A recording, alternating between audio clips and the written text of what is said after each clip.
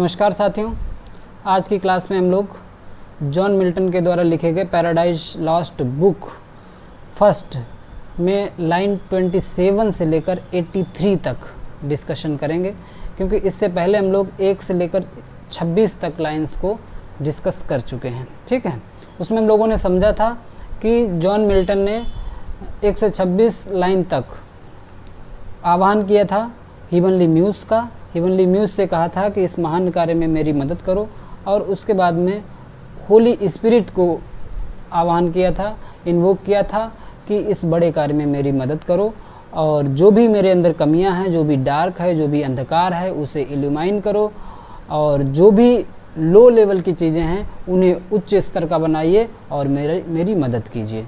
क्योंकि हम जो विषय लेने वाले हैं, जिस पर बात करने वाले हैं, जिस पर ये महाकाव्य लिखने वाले हैं, वो बहुत ही ग्रेट लेवल का है। आई में असर्ट, और हमें इतनी क्षमता दो कि मैं असर्ट कर सकूं, गुणगान कर सकूं, व्याख्यान कर सकूं इटर्नल प्रोविडेंस का, गॉड की सत्ता का, and justify the ways of God to man, और जो ईश्वर के कार्य हैं व्यक्ति के लिए उन्हें जस्टिफाई कर सकूं, उन्हें सही ठहरा सकूं। ठीक है, तो ये बातें थी 1 से 26 तक। अब हम लोग 27 से, ये लाइन है 27। अब देखो आगे की स्टोरी क्या है। इन्होंने हेवनली म्यूज़ से और होली स्पिरिट से अब क्या कहा। होली स्पिरिट से कहते हैं, अच्छा तो ज्ञान की देवी, सबसे पहले तो ये बताइए, से फर्स्ट, सबसे पहले तो हमें ये बताओ, फॉर हेवंस हाइड नथिंग, क्योंकि हेवंस हाइड नथिंग, स्वर्ग आपसे कुछ छुपाता नहीं। From thy view, Dai view का मतलब आपकी नज़र से कुछ भी छुपा नहीं है स्वर्ग का। Nor the deep tract of hell, और ना ही जो हेल है, नर्क है, उसके गहरे जो गर्त हैं उनमें भी कुछ भी अगर हो रहा है तो वो भी आपकी नज़र में रहता है। यानी आपकी नज़रों से ना तो स्वर्ग में कुछ छुपा है, ना तो हेवन में कुछ छुपा है, और ना ही हेल में कुछ छुपा, आप सब कुछ देखती हैं। से फर्स्ट, अब बताओ, सबसे पहले तो ये बताओ, व्हाट काज, कारण क्या रहा था, मूव्ड अवर ग्रैंड पेरेंट्स, किस वजह से, कौन से कारणों ने, किस वजह से हमारे ग्रैंड पेरेंट्स का मतलब है यहाँ पर एडम और ईव। ग्रैंड पेरेंट्स का मतलब क्या है, वही दो लोग, एडम और ईव। इन लोगों को किस वजह से, जो कि ये इन दैट हैप्पी स्टेट, बहुत खुशहाल जिंदगी रहते थे, favoured of haven so highly, और इन्हें स्वर्ग के सारे मतलब सो हाईली का मतलब गॉड का, स्वर्ग में गॉड का सीधा सीधा इन्हें पूरा सपोर्ट रहता था, सारी सुविधाएं थी, गॉड खुद इन पर कृपा रखता था अपनी। टू फॉल ऑफ, क्या कारण था कि इनका पतन हुआ। कहते हैं सबसे पहले हमें वो कारण बताओ। शुरुआत हम अपने महाकाव्य की यहीं से करना चाह रहे हैं कि हमें आप कारण बताइए।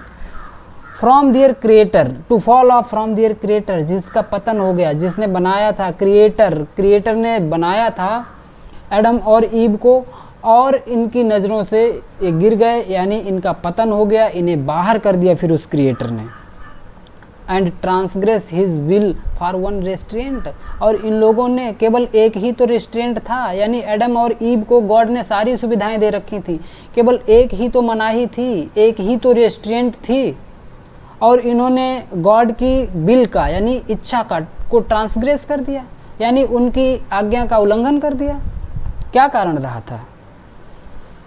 Lord's of the world beside, बाकी तो पूरी दुनिया के मालिक थे, गॉड ने इन्हें सारे अधिकार दे रखे थे, गॉड के बाद यही लोग तो थे।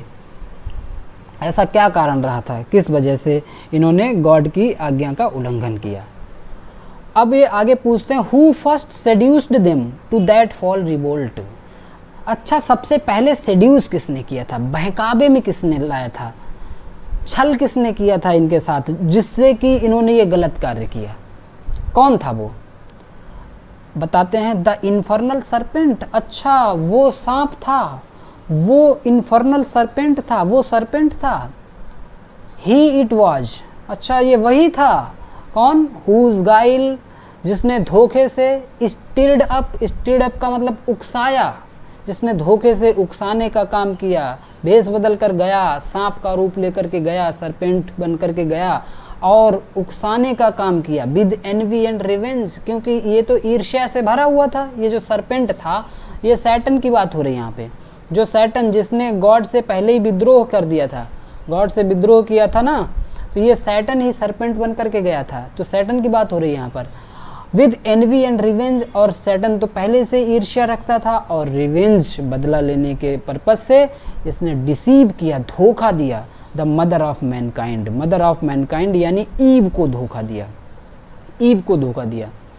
क्योंकि उस समय पर एडम अनुपस्थित था तो ईव ही केवल थी। यहाँ पे मिल्टन ये भी बताना चाह रहे हैं कि एडम जो थे, एडम जो मेल को इन्होंने बताया है कि बहकावे में कम आते हैं, यानी जल्दी बहकावे में नहीं आते हैं, लेकिन ईव चूँकि ये फीमेल थी इसे जल्दी से बहकावे में लाया जा सकता है।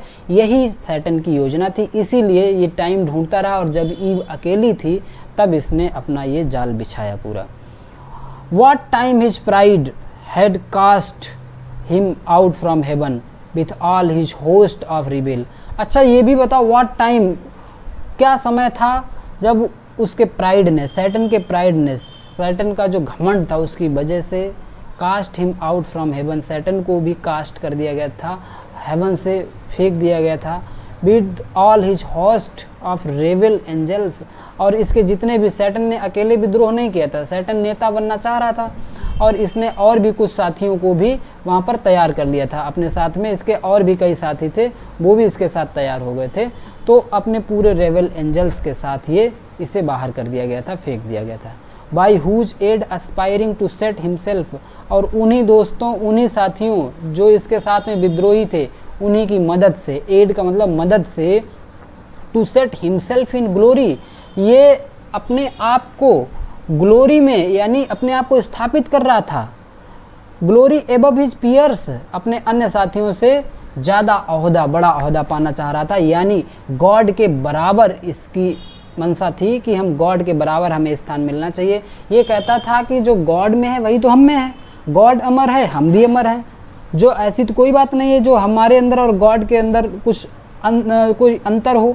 तो इसलिए ये अपने आप को गॉड के बराबर स्थापित करना चाह रहा था। ही ट्रस्टेड टू हैव इक्वल्ड, देखो आगे लिखा भी है, ही ट्रस्टेड टू हैव इक्वल्ड, क्योंकि उसे ऐसा विश्वास था कि हम तो इक्वल हैं, equalled the most high, most high का मतलब है गॉड का, हम तो गॉड के बराबर होने चाहिए हमारा पद। इफ ही अपोज्ड, जब, एंड विथ एम्बिशियस एम, जब उसका विरोध किया गया, एंड विथ एम्बिशियस एम, और इसका जो एम था बहुत एम्बिशियस था, महत्वाकांक्षी था, ये अपने आप को बहुत ज़्यादा इंपॉर्टेंस चाह रहा था।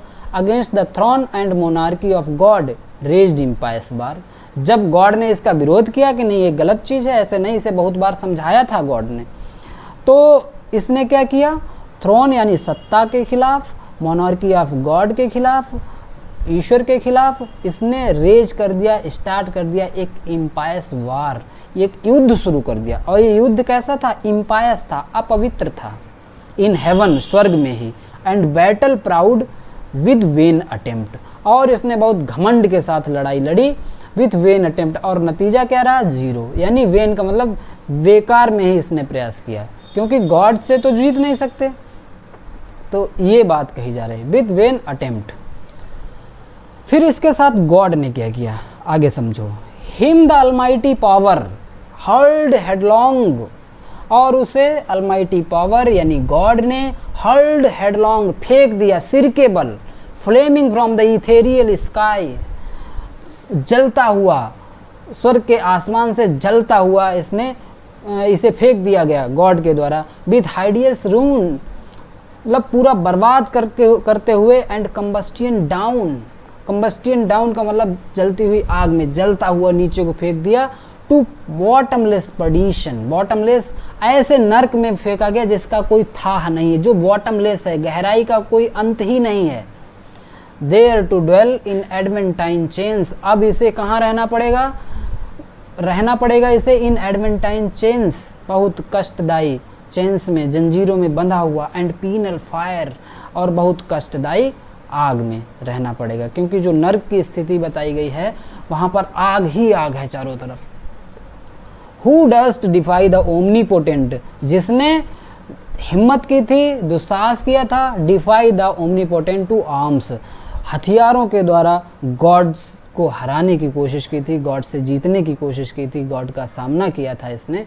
इस सैटर्न के साथ गॉड ने कैसा किया कि इसे जलता हुआ और नर्क में फेंक दिया गया। नर्क भी ऐसा है जहाँ आग ही आग है, और जहाँ बॉटमलेस आग है वहाँ इसे रहना पड़ रहा है एडवेंटाइन चेन्स में, जंजीरों से बंधा हुआ, और बहुत कष्टदायी आग है वहाँ पर।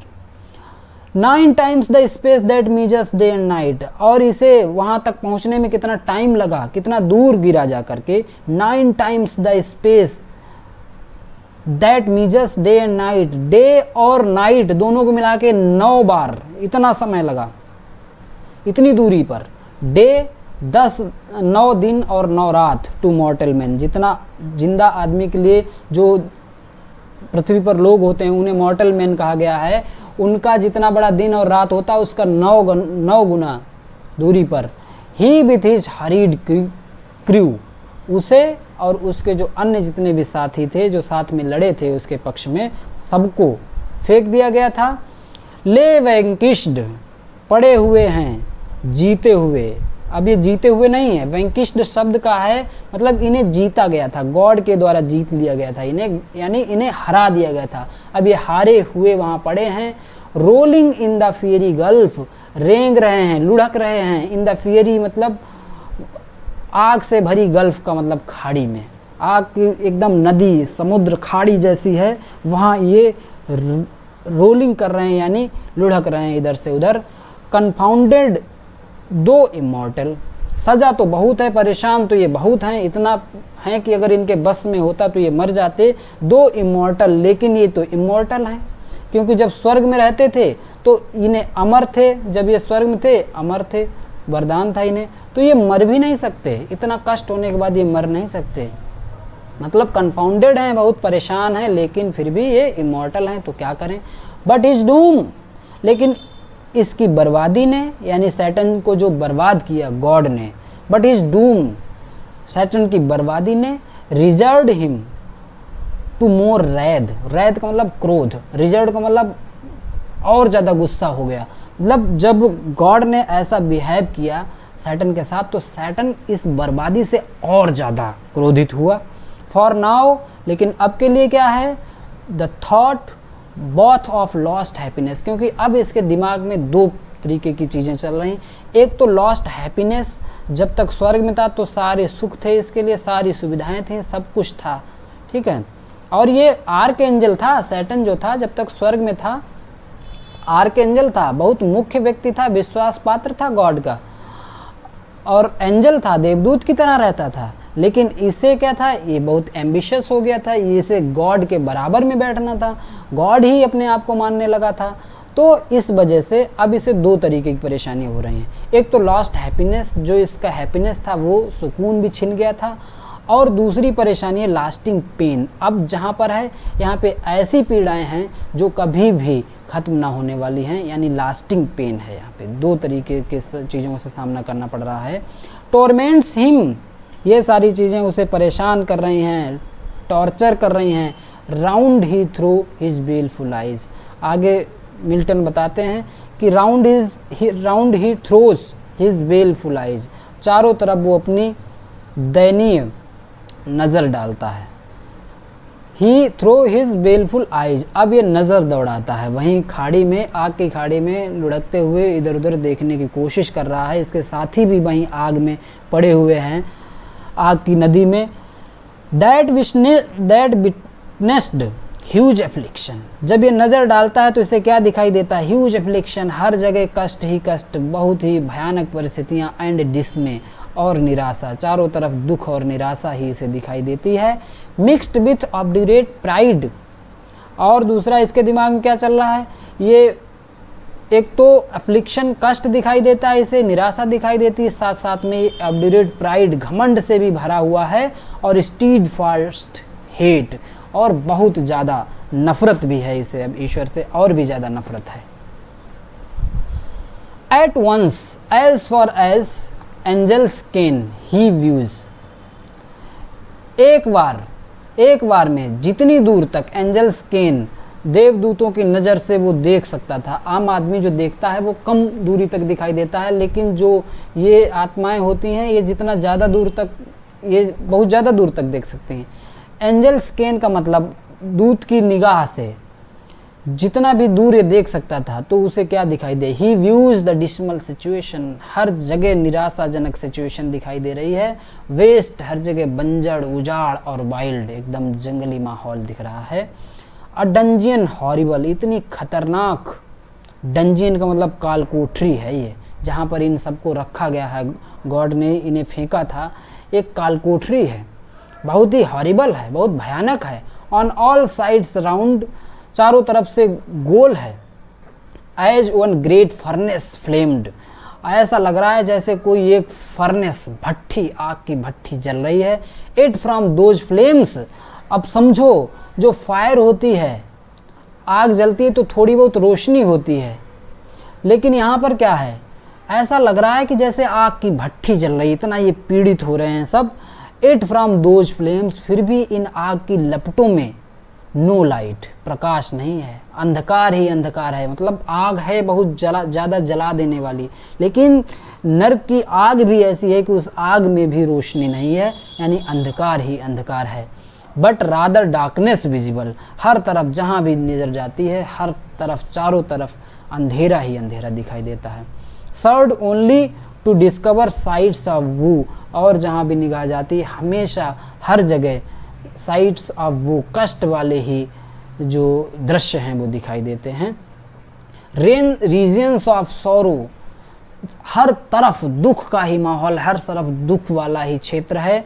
डोलफुल शेड्स, और बहुत ही दर्दनाक, बहुत ही भयानक परछाइयाँ दिखाई देती हैं वहाँ। वेयर पीस, और ऐसी जगह पर पीस, शांति, ऐसी जगह पर शांति। And rest can never dwell, और ऐसे नरक में शांति और सुकून तो कभी हो ही नहीं सकता।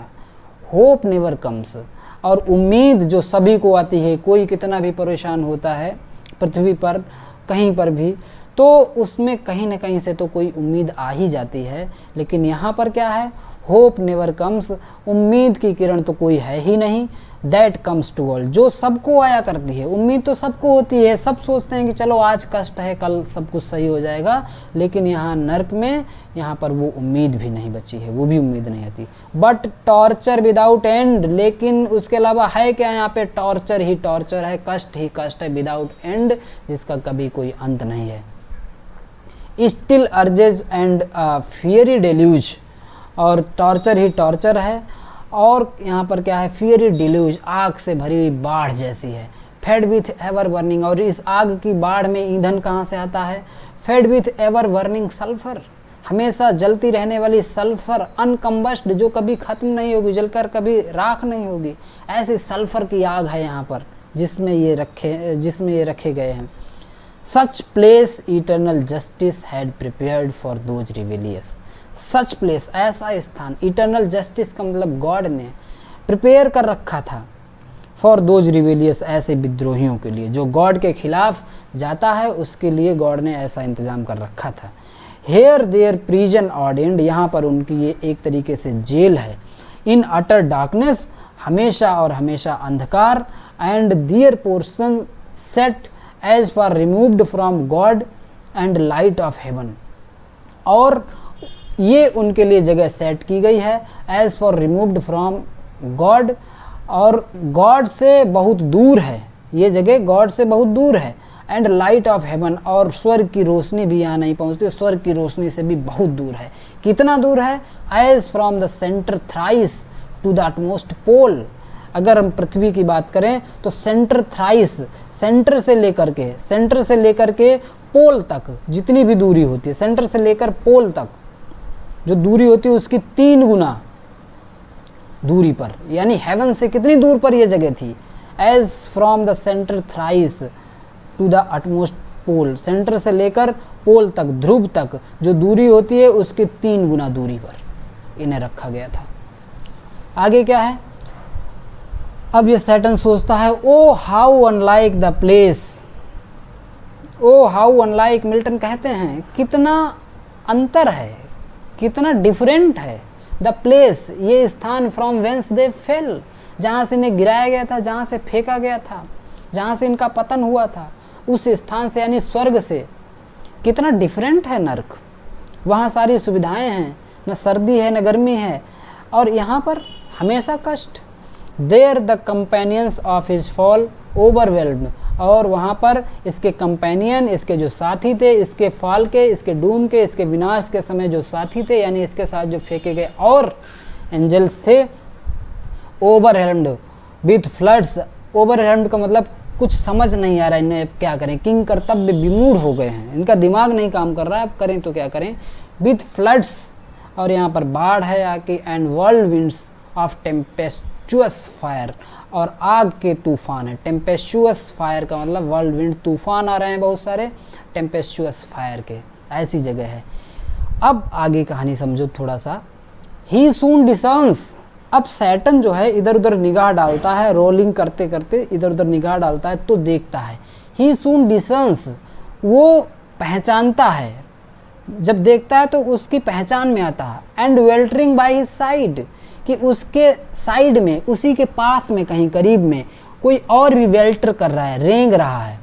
One next himself in power, ये लाइन बहुत इंपॉर्टेंट है किसी भी एग्जाम के लिए। One next himself in power, एक दूसरा जो इसका साथी था, जो नेक्स्ट हिमसेल्फ इन पावर, जो सैटर्न के बाद सेकंड नंबर पे आता था इन पावर में। पावर में जितना सैटर्न है उसके बाद में दूसरे नंबर पे उसका स्थान है, वो एक साथी यहाँ पे पड़ा हुआ है।